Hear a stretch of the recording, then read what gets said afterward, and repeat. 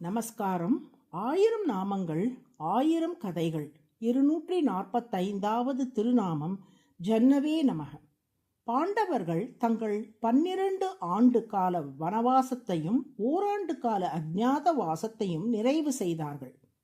ஆனால் இந்த 13 ஆண்டுகள் முடிந்த பின்னும் வாக்களித்தபடி பாண்டவர்களின் ராஜ்யத்தை அவர்களிடம் மீண்டும் ஒப்படைக்க மறுத்தான் துரியோதனன். அதனால் மேற்கொண்டு என்ன செய்யலாம் என்பதை உபப்ளாவிய வனத்தில் இருந்தபடி பாண்டவர்களும் கண்ணனும் ஆலோசித்தார்கள். அப்போது கௌரவர்கள் சார்பில் தூதுவனாக சஞ்சயன் வந்து பாண்டவர்களை சந்தித்தான். அவன் யுதிஷ்டிரனிடம், தர்மபுத்திரரே, நீங்கள் மிகவும் சாந்தமான சுவாவம் கொண்டவர். போர் புரிவதோ ஆட்சி புரிவதோ உம்மை போன்ற மனிதருக்கு சரிவராத செயல்களாகும். மேலும் போர் புரிந்து பங்காளிகளான கௌரவர்களை கொன்று பெறக்கூடிய ராஜ்யத்தில் நீங்கள் எப்படி மகிழ்ச்சியாக வாழ முடியும்? அதனால் போர் புரியும் எண்ணத்தை கைவிடுங்கள் என்றான்.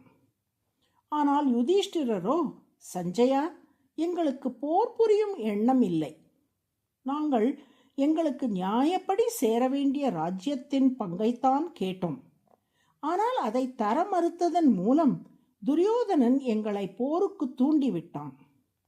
இனி நாங்கள் போர் புரிந்தாவது ராஜ்யத்தை பெறாமல் விடமாட்டோம் என்றார். எப்போதும் போருக்கு தயாராக இருக்கும் பீமன் அன்று வித்தியாசமாக எங்கள் 5 5 கிராமங்களை தந்தால் கூட பரவாயில்லை என்றான். அர்ஜுனன் மூத்தவரான யுதிஷ்டிரர் சொன்னது தான் சரி, போர்தான் இதற்கு ஒரே தீர்வு என்றான். நகுல சகதேவர்களும் அக்கருத்தை ஏற்றார்கள். எனவே பாரத போர் நடப்பது உறுதியாகிவிட்டது. அடுத்த நாள் காலை சஞ்சயன் பாண்டவர்களிடம் விடைபெற்று கொண்டு புறப்பட தயாரானான். யுதிஷ்டிரர், பீமன், நகுலன், சகதேவன் ஆகியோரிடம் விடைபெற்று கொண்ட சஞ்சயன் அர்ஜுனனை தேடினான்.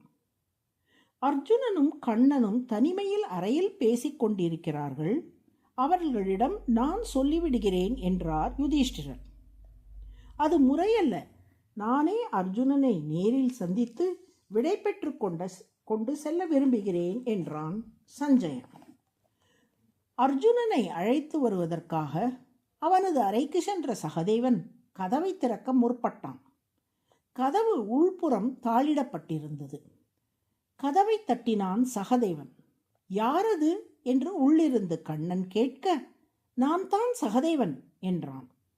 நாங்கள் முக்கியமான ஆலோசனையில் இருக்கிறோம், அப்புறம் வா என்று சொல்லிவிட்டான் கண்ணன். சற்று நேரம் கழித்து அபிமன்யு கதவை தட்டினான். அவனையும் கண்ணன் அனுமதிக்கவில்லை. சஞ்சயனே நேரடியாக அறையின் வாயிலுக்கு சென்று கதவை தட்டினான். உள்ளே வா சஞ்சயா என்ற கண்ணனின் குரல் கேட்டது. உள்ளே சென்ற சஞ்சயன் அற்புதமான ஒரு காட்சியை கண்டான். கண்ணனுக்கும் அர்ஜுனனுக்கும் உள்ள நட்பின் ஆழத்தை வெளிப்படுத்தும் அக்காட்சியை கண்டுவிட்டு அவர்களை கைகூப்பி வணங்கிய சஞ்சயன் நேராக திருதராஷ்டிரனிடம் சென்றான். அரசே, நீங்கள் தோல்வி அடையப் போவது உறுதி. நிச்சயமாக பாண்டவர்கள் தான் வெல்லப்போகிறார்கள்.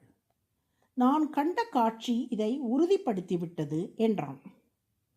அப்படி எதை கண்டாய் என்று திருதராஷ்டிரன் கேட்க, அர்ஜுனனிடம் விடை பெற்று கொண்டு கிளம்புவதற்காக அவனது அறைக்கு சென்றேன். அங்கே ஓர் அற்புத காட்சியை கண்டேன்.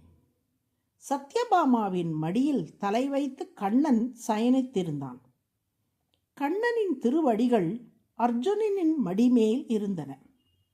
அர்ஜுனன் தனது கால்களை திரௌபதியின் மடிமேல் வைத்திருந்தான்.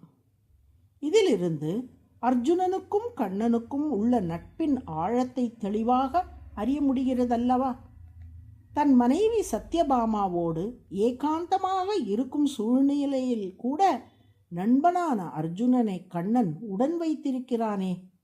கண்ணனுக்கு இவ்வளவு நெருங்கியவனாக இருக்கும் அர்ஜுனனை நிச்சயமாக துரியோதனனால் வெல்ல முடியாது.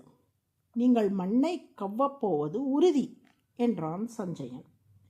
இதை நீயே துரியோதனனிடம் எடுத்து சொல்லி போர் வேண்டாம் என அறிவுறுத்தலாமே என்று சஞ்சயனிடம் கேட்டான் திருதராஷ்டிரன். அதற்கு சஞ்சயன், இல்லை அரசே, நான் எவ்வளவு எடுத்து சொன்னாலும் கண்ணனின் பெருமையை துரியோதனால் உணர முடியாது.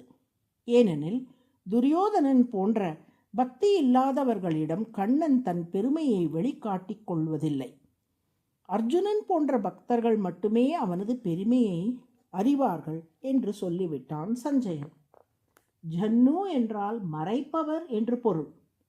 தன் பெருமைகளை துரியோதனன் போன்ற பக்தி இல்லாதவர்களிடமும் தீயவர்களிடமும் வெளிக்காட்டாமல் மறைத்து கொள்வதால் திருமால் ஜன்னு என்று அழைக்கப்படுகிறார். அதுவே சகஸ்ரநாமத்தின் 245வது திருநாமம். ஜன்னவே நம என்று தினமும் சொல்லி வரும் அன்பர்களுக்கு தனது மேன்மைகளை முழுமையாக திருமால் காட்டி அருள்வார். நாராயண நாராயண.